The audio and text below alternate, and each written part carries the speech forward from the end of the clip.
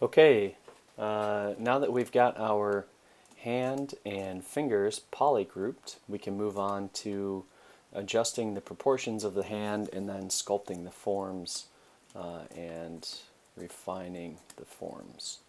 So, oops, I'm going to go ahead and isolate the hands, again working with symmetry, and then start to go in here and kind of adjust the proportions. First, masking off the pinky and pulling it over. And now I'm not too worried about the connection point there because all of this stuff is going to get smoothed out and adjusted as I go. So let's see, move that out and then maybe move it back a little bit as I think about the arch or the arc of the knuckles rather. Clear my mask, mask the ring finger. I'm going to switch to a different view just to check how my horizontal aim is, so to speak. Okay, so maybe I'll move this over just a little bit more. And same thing with the middle finger.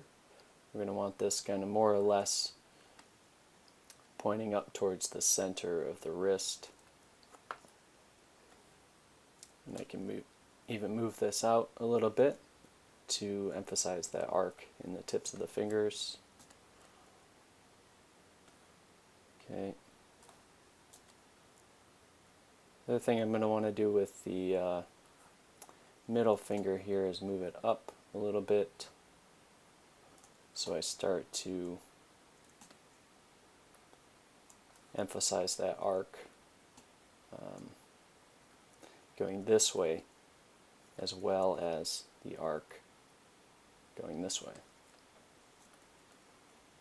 Okay, so I'll go back to my pinky, pull that down a little bit. There we go. Now I can clear my mask and maybe now I'll mask off the palm area.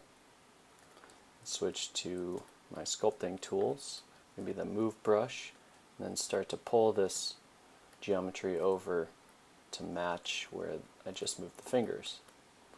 I'm going to turn my smooth intensity down a little bit here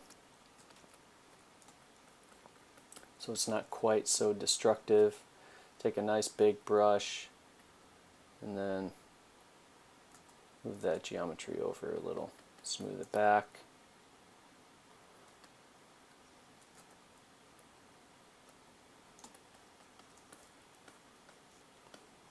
Okay, just starting to get things in place.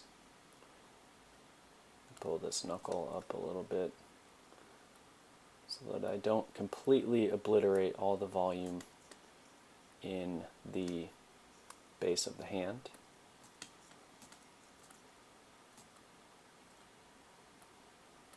Now sometimes before I sculpt the hand, I do a little bit more work in Maya, just getting the proportions of the hand and the positioning and all of that. But this time we wanted to get into ZBrush as soon as possible, and so we basically just created as simple of a box model of a hand as possible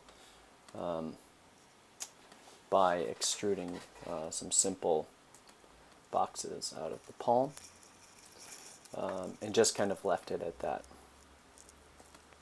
Okay, from here I'm going to start to tweak the proportions some more. So we can do this any number of ways. One way I like to do this is taking a nice big move brush, just kind of working things with that, as opposed to using the transpose tool in move, rotate, or scale mode. Scale mode with transpose can be a little difficult to work with, I found. Maybe it's just because I don't quite understand how it works well enough. Okay, thinking about having the middle finger go up towards the center of the wrist. I'll step up one subdivision level just to kind of see where things are at. Shift this geometry over a little bit. Not worried too much about geometry at this point, because we can always fix it later, but you know, we did start with some reasonably clean geometry that's going to enable us to more easily have clean, finished, animatable geometry in the end. So I'd like to sort of respect that as I sculpt, if possible, if it's not too much of a hassle. Okay, so again, some things that, some proportions that we're thinking about are going twice the distance from the wrist to the knuckle, rather the distance from the wrist to the knuckle equaling the distance from the knuckle to the middle of the finger. So at this point, maybe these fingers are a little long, and I could bring that in particular the pointer finger.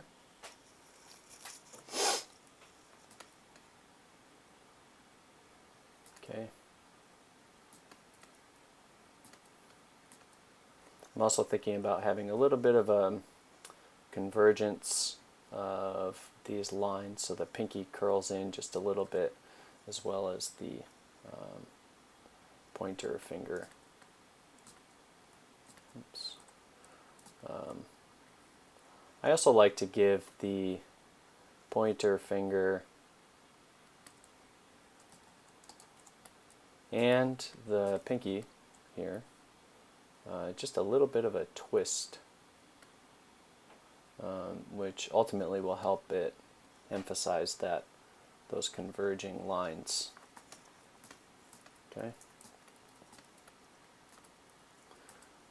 Now you want to be careful about making adjustments like that, because as you can see, you do some kind of weird shearing to the form when you do that. So if you're going to make adjustments like that, just make sure you finish those out all the way through the fingertips, so to speak. Okay, I'm going to step up here one level and start to think a little bit more about some of the planes of the hand and some of the forms that we need to work with. So I'll switch to a standard brush. One thing we want to think about is creating, I'll turn off lazy mouse and turn my intensity down. I want to think about creating this concavity in the palm. Okay, maybe I'll switch to a clay brush. It's kind of nice to work with. So we've got one form here on the outside of the palm, and the eminence from the thumb, and then the pad underneath the knuckles.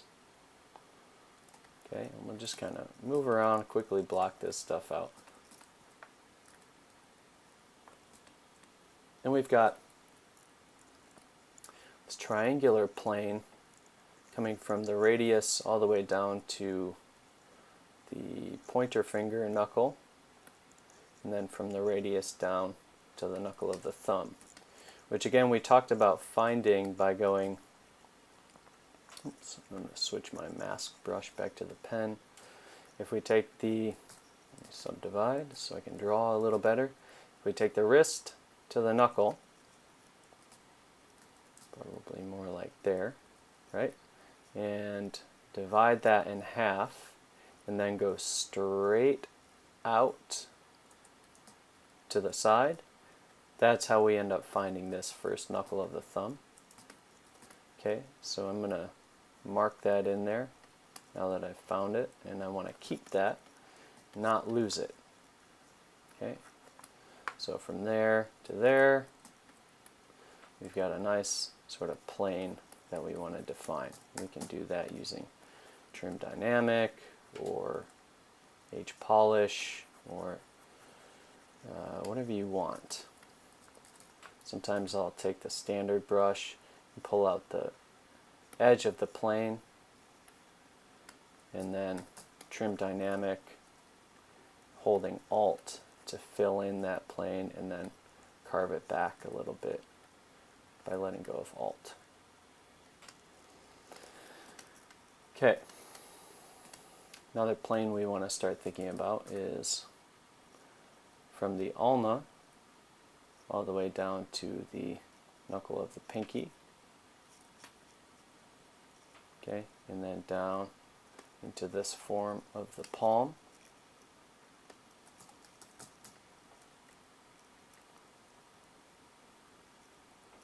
More or less, you can see that we start to think about the palm as sort of a box shape, at least at first.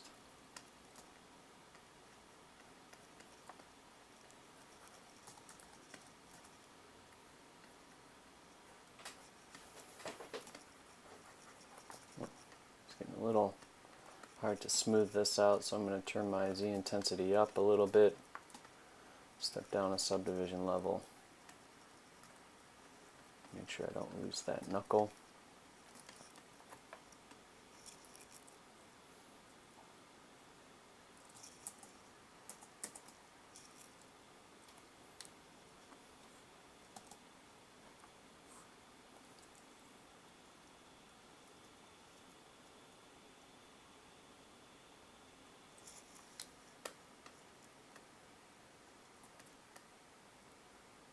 Okay, again checking that we don't lose the arc in the top of the hand, which we kind of are. So I'm going to go ahead and pull that up a little bit. Maybe pull the side down.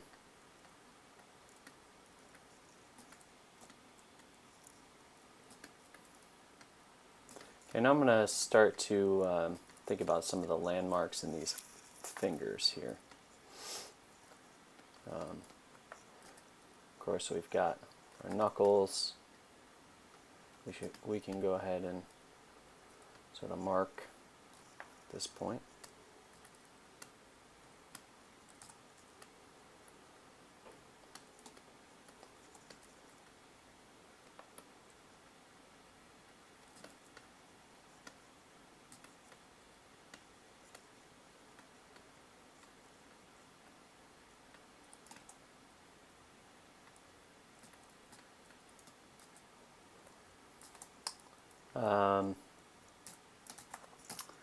Okay, so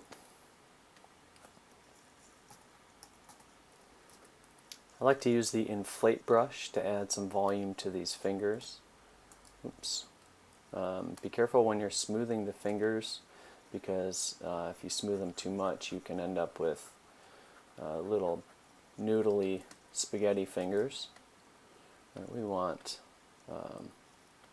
fingers with a little more structure, of course. So I'm going to take kind of a big inflate brush and just lightly sort of brush over these fingers to give them back some of their volume that we took away through smoothing. Okay, maybe if I want to work just on the pinky, I'll switch to transpose and mask that off. Oh, maybe hit that one a little too hard, so I'll smooth it back and go back in. Not worried too much about this view yet. I'm just kind of thinking about the top-down profile. Okay.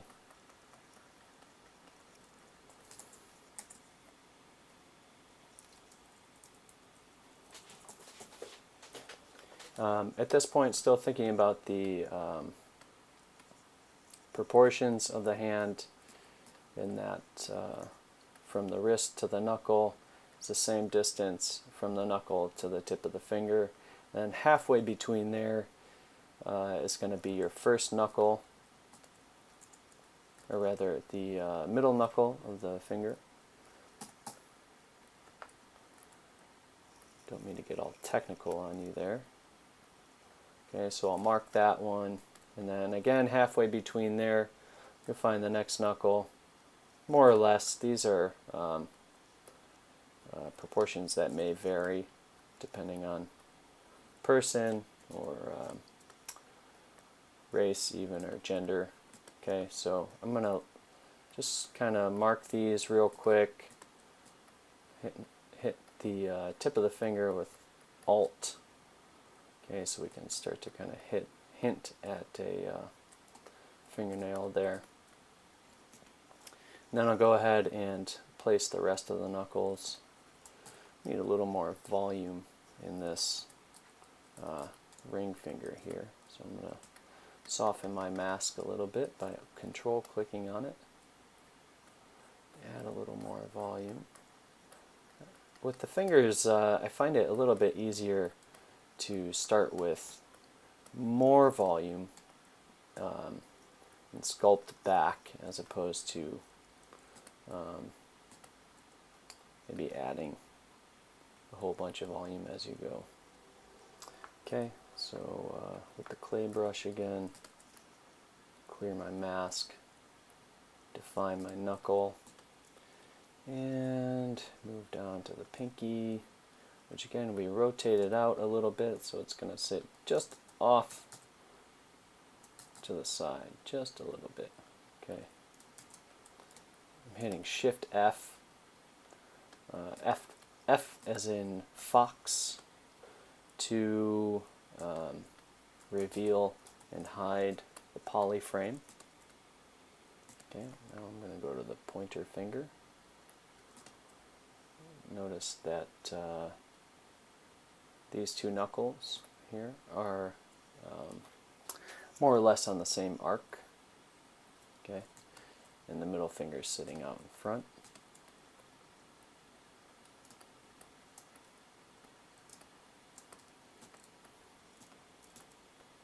Okay, again, dividing this distance in half to find the next knuckle, and just knock that back real quick holding Alt. Same thing here, knock that back. Not refining fingernails yet. We don't want to get too carried away with details, because we're not quite there yet. We've still got some proportion things to tweak and some form to continue to refine. Okay. Speaking of which, I'm going to add a little bit of volume back to the side of the hand. Okay. I generally like to kind of move around as I sculpt, so I get a little antsy if I'm working on one area for too long. So even though I haven't quite finished the job on the fingers there yet, I'm going to kind of jump back around to working some of these other forms. Okay, I want to take away a little bit of that plane that I created on the side of the hand, and use that to emphasize the arc. Okay. Create kind of a high point at the middle finger that's going to start to slope off.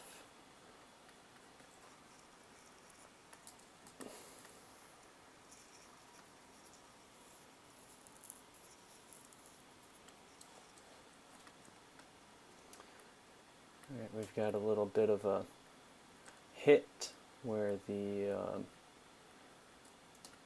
wrist bones end. And we're going to want to see that, those angles, this angle, and then this angle, and then, oops, this angle. Even trim dynamic this.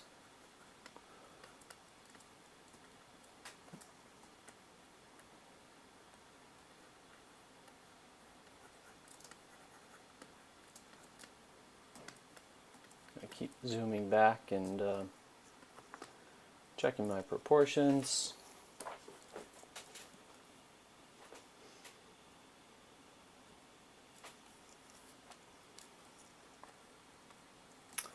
Depending on your reference, you may want to be bouncing back and forth between the left and right hand. Say you're working with reference that is the right hand. Sometimes it's easier just to go switch to the other side and start sculpting on the right hand. Since we're working symmetrically at this point, it won't make a difference what side you're working with. Okay, so I'm going to go ahead and switch my my dam standard brush rather, and carve in this form right here. Be kind of crude with it. Doesn't have to be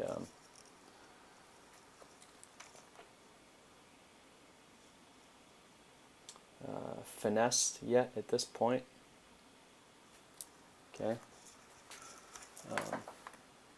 So we've got the large mass over here and the somewhat less prominent mass over here, and in between those two and the pads of the knuckles, we've got sort of a triangle shape that happens in the center of the hand.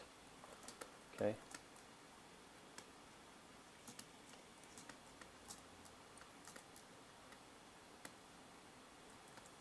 Again, I want to make sure that we're getting that concavity in there. Smooth that back a little bit. Switch to my clay brush, maybe step up a subdivision level just because generally this brush works better with a little more resolution to effect.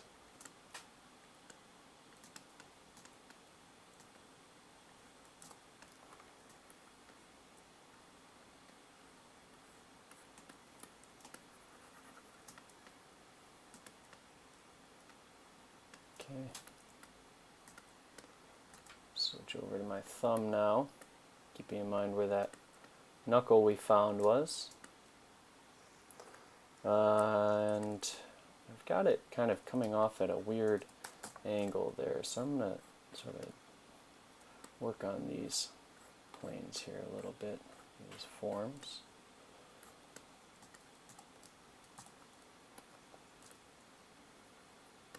Put that knuckle more or less on the upward angle here, coming off like that. And then follow that down to the next knuckle, which is going to line up with the knuckle of the pointer finger. If anything, be just a little, maybe back further. Okay, and then we've got the fingernail. You'll notice that the fingernails on the tops of the fingers are going to be facing one direction, and the fingernail of the thumb is going to be facing off in another direction. So that if you butt your thumb up against your palm like this, it creates kind of a 90-degree angle with the thumbnail pointing out and the fingernails pointing upwards. Okay, switch to my, not clay tube, switch to my clay brush. Give that thumb a little bit of meat, if you will.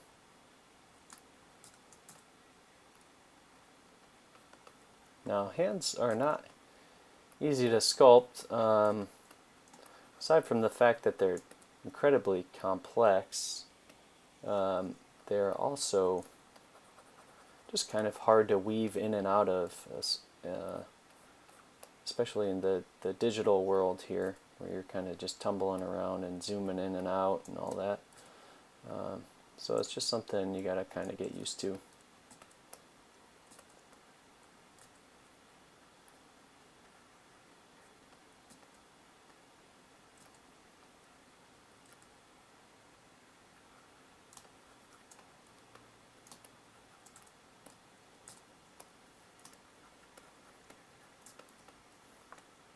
Okay, good enough for now.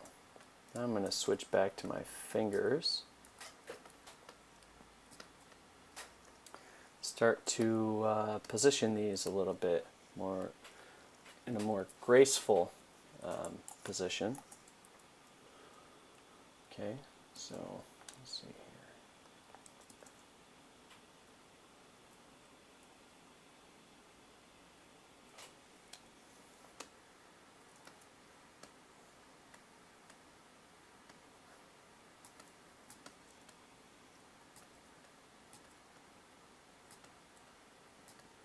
Feeling a little long right now, so maybe I'll bring them in.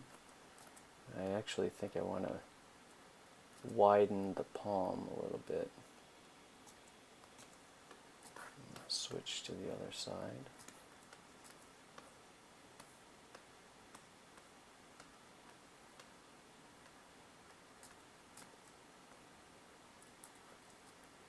Okay, so got my pinky finger here.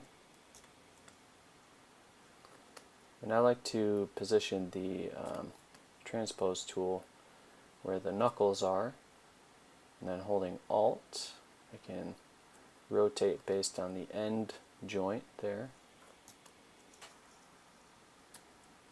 Okay, I'm going to bring this in a little bit using the move brush.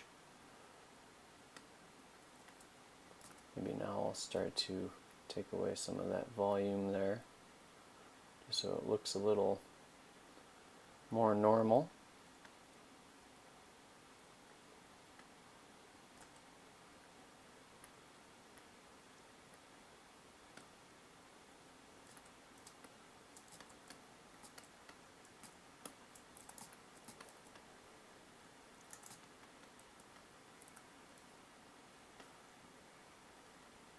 Positioning the end where the joint of the finger is, and then holding Alt to bend that down. And then if I click and drag that end point without holding Alt, it's going to rotate it based on this one. So I've got both ends of the action line here of the transpose tool positioned where the joints are, so that they rotate and move more or less how the hand actually would move in real life. Okay, position this again. Maybe I want to move the pinky down just a little bit more. Maybe give a little space there.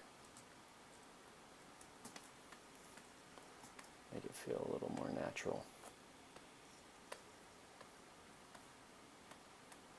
Okay, we want to avoid having all our fingers at the same angle and straight across, anything that's going to make it look really square and stiff. Okay, so painting just a little bit of that mask back and then blurring it so that I get a little bit of fall off when I'm moving these fingers.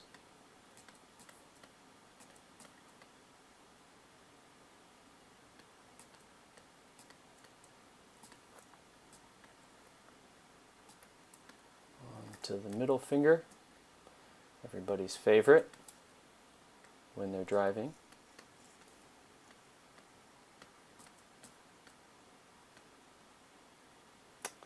Now I'm going to move this out just a little bit. Okay, and then drag my transpose action line back to the knuckle, hold Alt, and bend that sucker in.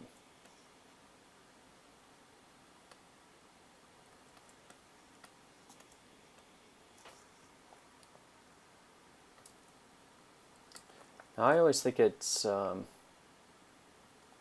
of nice to have the ring finger bent at just slightly less degree in sort of a natural feeling pose, so that I don't crank the finger down and turn the hand into so much of a claw, Rather, it feels a little more nonchalant, I guess would be a word I could use. Okay. Now I'll go back and with the move brush tweak some of the proportions, or the volumes rather.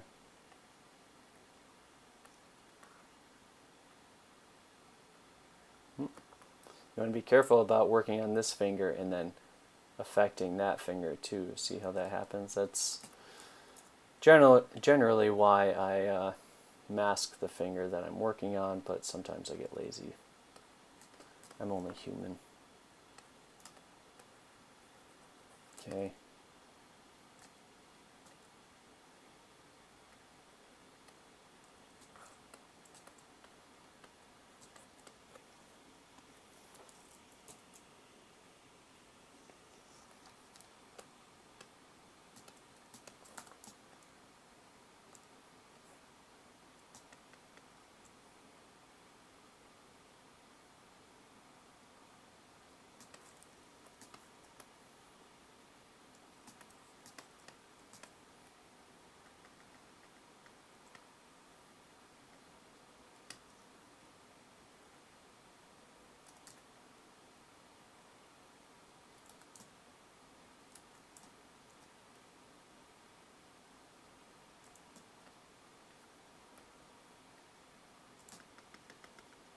Oh, not what I meant to do.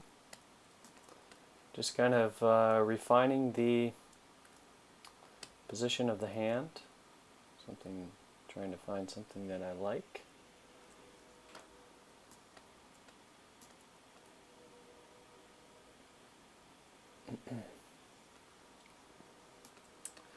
And something that feels natural.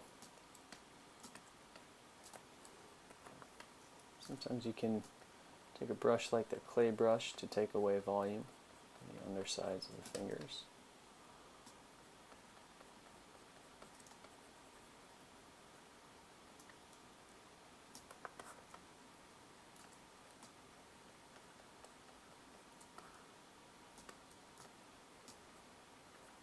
I'm starting to get into refining the forms here more than I had intended to, but again, I get a little antsy doing one thing for too long. So I tend to kind of bounce around, but before I get too carried away, I'll stop myself. I will stop myself. Okay. Let's take a look at how this looks with the rest of the body. It's starting to feel pretty okay. Seeing the plane from the radius down to the pointer finger knuckle very clearly. The underside of the hand needs some work, as does the wrist junction there. Okay, so I'm going to switch to my move brush and take away a little bit of volume in the wrist.